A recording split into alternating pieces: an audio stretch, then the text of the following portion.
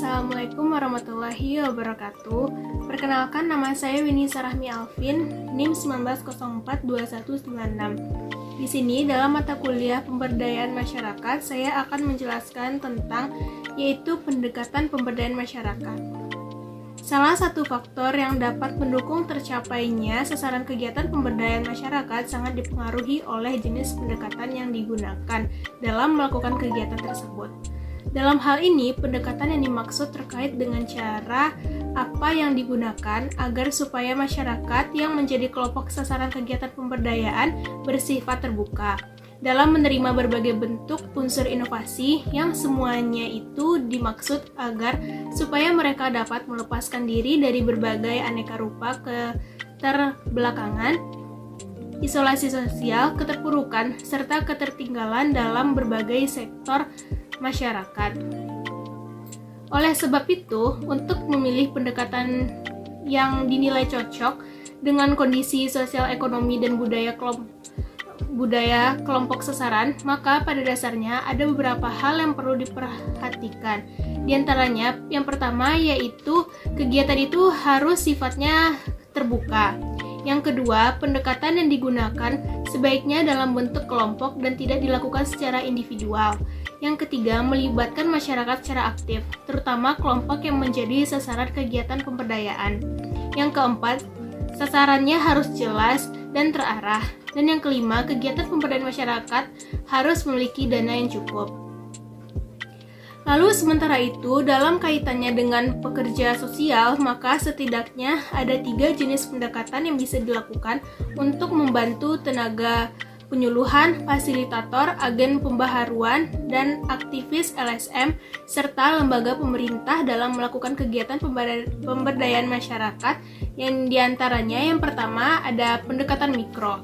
Dalam hal ini, kegiatan pemberdayaan dilakukan pada kelompok sasaran, sifatnya individual, misalnya dalam bentuk konseling, bimbingan, serta pengendalian stres, yang dimana tujuannya tentu saja dimaksudkan untuk melatih serta memberi bimbingan bagi para kelompok sasaran untuk melaksanakan kegiatan sehari-hari.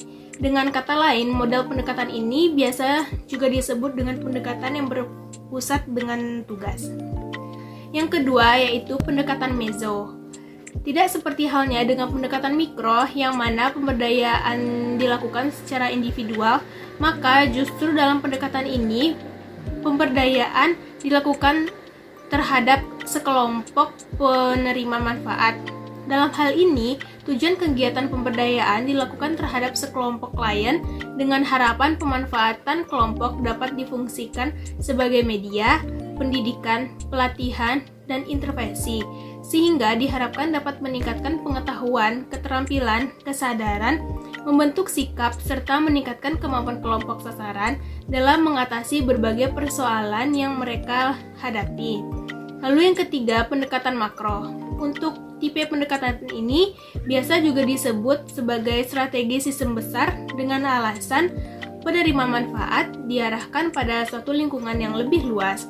Selain itu, ada beberapa jenis strategi yang bisa dikategorikan dalam pendekatan makro. Di antaranya, perencanaan sosial, aksi sosial, kampanye, perumusan kebijakan, lobbying, serta manajemen konflik. Di samping itu, pendekatan ini juga melihat para penerima manfaat sebagai kelompok yang memiliki kemampuan dalam memahami baik dari situasi mereka sendiri, maupun cara memilih strategi yang dinilai tepat untuk mengatasinya. Di samping sejumlah pendekatan yang biasa digunakan dalam kegiatan pemberdayaan masyarakat, sebagaimana yang telah dijelaskan tadi, ada pula beberapa jenis pendekatan yang dapat digunakan dalam kegiatan pemberdayaan masyarakat. Misalnya pada model pendekatan yang digunakan oleh Eliot yang menjelaskan bahwa terdapat 3 jenis pendekatan pemberdayaan masyarakat, yaitu yang pertama pendekatan kesejahteraan. Dengan menggunakan pendekatan ini, fokus utamanya lebih dipusatkan pada kegiatan pemberian bantuan kepada masyarakat, termasuk di dalamnya bagi mereka yang menghadapi musibah seperti bencana alam. Apakah itu berupa banjir, letusan gunung berapi, kekeringan yang berkepanjangan, atau dalam bentuk bencana alam lainnya. Yang kedua, pendekatan pembangunan. Adapun kegiatan pemberdayaan masyarakat yang dilakukan dengan menggunakan model pendekatan ini, yang mana lebih difokuskan pada upaya untuk meningkatkan kemandirian, keswadayaan, serta kemampuan masyarakat. Yang ketiga, pendekatan pemberdayaan. Dalam hal ini perlu dilakukan berbagai bentuk kegiatan pelatihan di kalangan kelompok sasaran agar mereka bisa melepaskan diri dari kemiskinan, keterpurukan, serta ketinggalan sehingga mereka dapat membentuk suatu kelompok yang maju dan mandiri serta bebas dari aneka ragam ketidakberdayaan. Jadi, salah satu faktor yang dapat mendukung tercapainya sasaran kegiatan pemberdayaan masyarakat sangat dipengaruhi oleh jenis pendekatan yang digunakan dalam melakukan kegiatan tersebut. Dalam hal ini, pendekatan yang dimaksud terkait dengan cara apa yang digunakan agar supaya masyarakat menjadi kelompok sasaran kegiatan pemberdayaan bersikap terbuka dalam menerima berbagai bentuk unsur inovasi yang semuanya itu dimaksud agar supaya mereka dapat melepaskan diri dari berbagai aneka rupa keterbelakangan, isolasi sosial, keterpurukan, serta ketertinggalan dalam berbagai sektor masyarakat. Sekian penjelasan pendekatan pemberdayaan masyarakat dari saya. Mohon maaf apabila ada kesalahan kata. Saya akhiri. Assalamualaikum warahmatullahi wabarakatuh.